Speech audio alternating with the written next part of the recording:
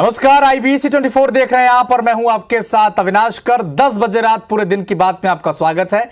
बीजापुर से एक बड़ा अपडेट आपको बता दें। नेशनल हाईवे पर नक्सलियों ने आईईडी ब्लास्ट किया है। बीजापुर से रायपुर जा रही महिंद्रा बस को रोका है। नक्सलियों ने बैनर बांधकर बस को वापस भेजा। बरदेला गांव को नक्सलियों ने खाली करा दिया है। मुठभेड़ में नक्सली नेता नागेश पदम की मौत हो गई थी और नक्सलियों ने इस वारदात को अंजाम दिया है। उनकी मौत के बाद 26 अक्टूबर को बीजापुर बंद का भी आह्वान किया है। आधिकारिक पुष्टि अभी तक नहीं मिली है, सूत्रों से यह जानकारी मिल रही है। तो एक बड़ा अपडेट बीजापुर से बता दें।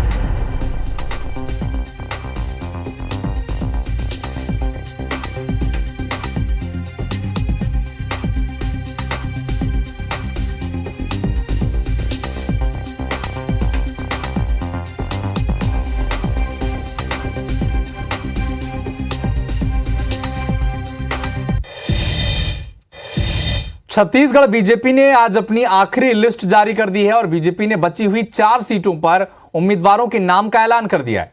अंबिकापुर से राजेश अग्रवाल को टिकट मिला है, जबकि बेमेतरा से दीपेश साहू उम्मीदवार होंगे बीजेपी के। बेलतरा से रजनीश सिंह का टिकट काटकर सुशांत शुक्ला को टिकट बना दिया गया है और कसडोल से धनीराम धीवर चुनाव मैदान में उतरे हैं। तो ये 4 तस्वीरें जो बची हुई थी बीजेपी की, इन 4 सीटों पर अब बीजेपी ने अपने चेहरे तय कर लिए हैं, टिकट की घोषणा कर दी है और इन 4 सीटों के साथ अब छत्तीसगढ़ के सभी 90 विधानसभा सीटों पर बीजेपी और कांग्रेस ने अपने अपने प्रत्याशी तय कर लिए हैं।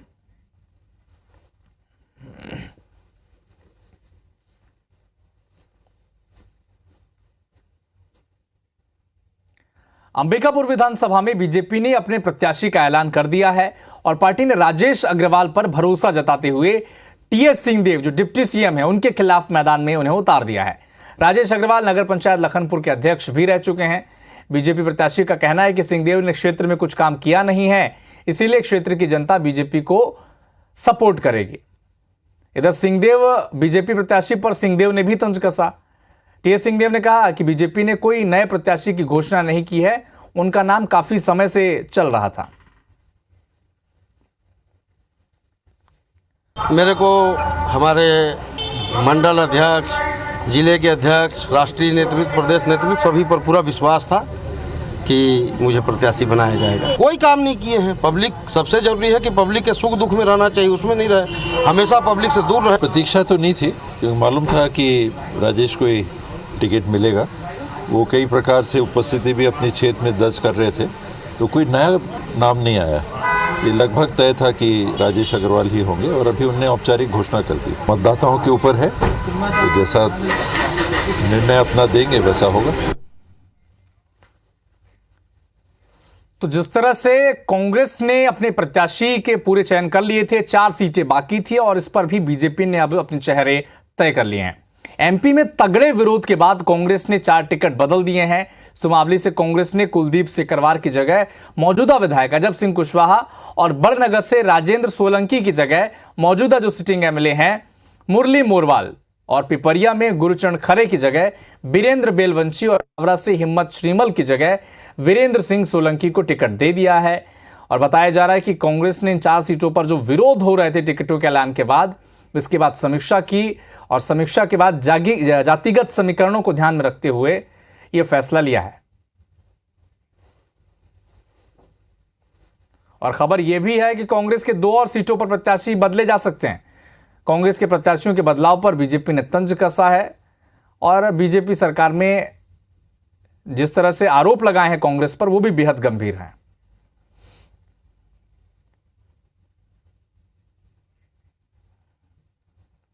कुछ टिकटें थी जिसका फीडबैक पार्टी को मिला, वापस उन सीटों पर चर्चा हुई, सहमति बनी और उन्हें बदला गया। तो मुझे लगता है ये एक स्वाभाविक प्रक्रिया थी जिसे पूरा कर लिया गया है और अब हम पूरी तरह से चुनाव में हैं। अभी भी गुंजाइश बनी हुई। देखिए, कांग्रेसियों के लिए हर लिस्ट एक उद्योग होती है। जब 15 महीने की सरकार थी तो तबादला लिस्ट एक उद्योग थी और अब ये टिकट की लिस्ट एक उद्योग बन गई है।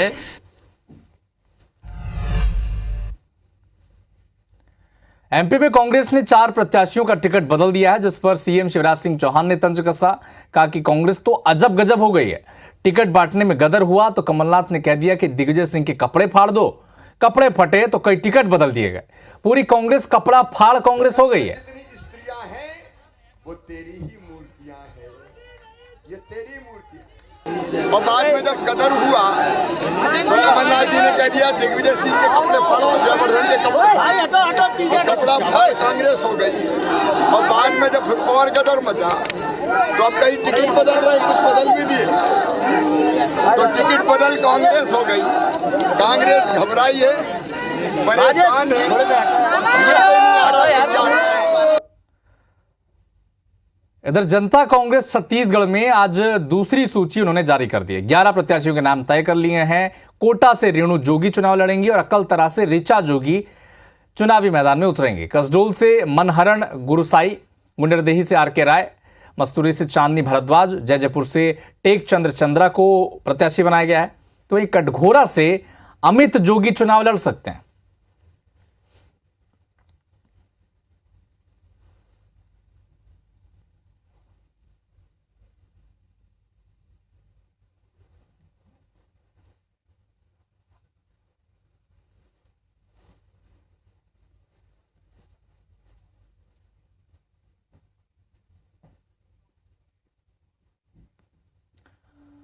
तो जोगी जनता कांग्रेस जेसीसीजे ने आज अपनी दूसरी सूची जारी कर दी है। 11 प्रत्याशियों के नाम है, लेकिन जो 2 नाम है सबसे अहम, कोटा से रेणु जोगी और अकलतरा से डॉक्टर ऋचा जोगी।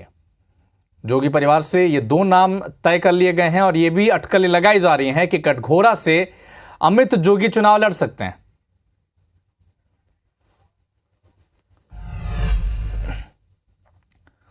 कांग्रेस और बीजेपी के नाराज नेताओं को जेसीसीजी अपना प्रत्याशी बना रही है। बीजेपी और कांग्रेस में टिकट नहीं मिलने के बाद बगावत करने वाले लोगों को जनता कांग्रेस अपना प्रत्याशी बनाकर चुनाव मैदान में उतार रही है। इस पर जेसीसीजी नेताओं ने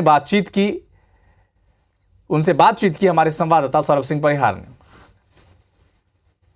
2018 के चुनाव में जनता कांग्रेस छत्तीसगढ़ और बीएसपी गठबंधन को 7 सीटें मिली थी। अब 2023 में फिर से यही तैयारी जो है जनता कांग्रेस छत्तीसगढ़ की चल रही है। और आप देख सकते हैं हमारे साथ जो है अमित जोगी है। अमित जोगी जी, ये जो आप लिस्ट रखे हुए हैं इसमें से मैं अधिकांश नाम देख रहा हूं कि कांग्रेस के, बीजेपी के और अदर जो पार्टी के नेता हैं वो आ रहे हैं। आखिर ये परिस्थिति क्यों बन रही है?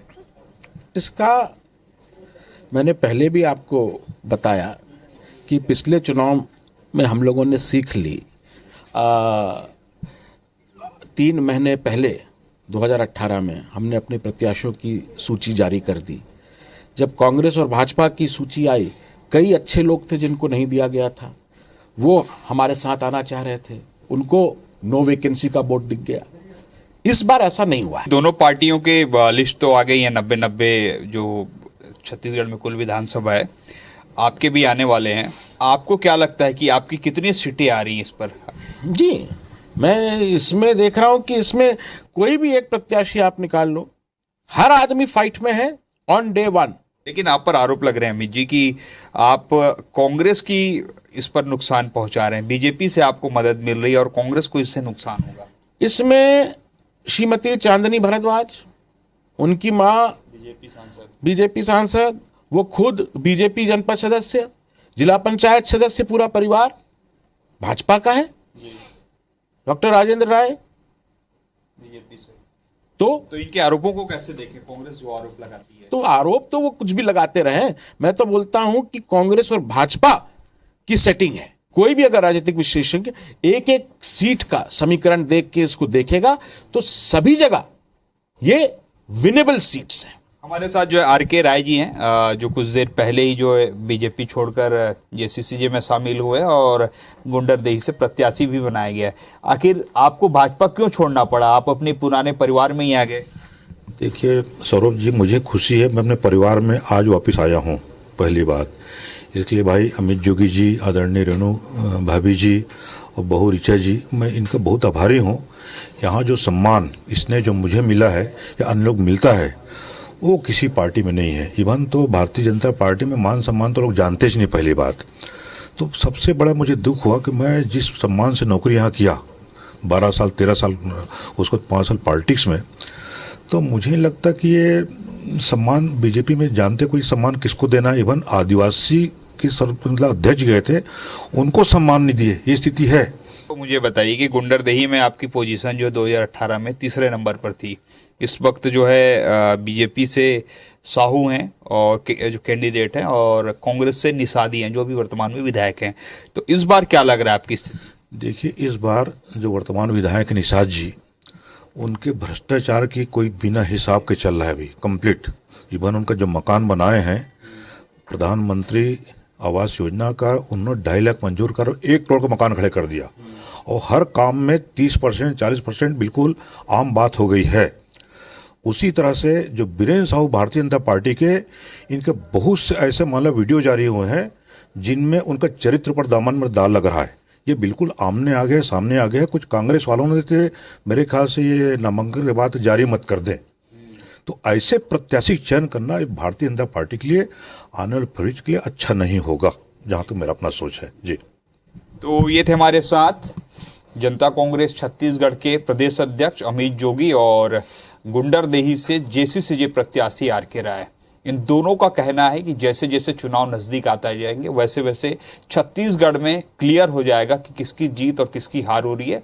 वही अमित जोगी ने साफ तौर पर कहा है कि अभी जो हम सूची जारी कर रहे हैं इसका फायदा हमें जरूर देखने को मिलेगा। अब देखना होगा जब 3 दिसंबर को चुनाव परिणाम आएंगे तो छत्तीसगढ़ में किसकी जीत और किसकी हार हो रही है, वहीं जेसीसीजे की क्या स्थिति रहेगी। कैमरामैन मुकेश के साथ सौरभ सिंह परिहार, IBC 24 रायपुर। कवर्धा में 3 साल की मासूम के साथ दुष्कर्म की घटना को अंजाम दिया गया। घटना करीब 2 बजे रात की बताई जा रही है। पुलिस के मुताबिक बच्ची अपने परिजनों के साथ पंडाल के पास एक सांस्कृतिक कार्यक्रम देखने गई थी और इसी दौरान आरोपी ने मासूम को बहला फुसलाकर अपने साथ ले गया, दुष्कर्म की वारदात को अंजाम दिया। और घटना के बाद पुलिस ने अब आरोपी को गिरफ्तार भी कर लिया है। आरोपी ने नशे की हालत में मासूम के साथ यह हवानियत की है।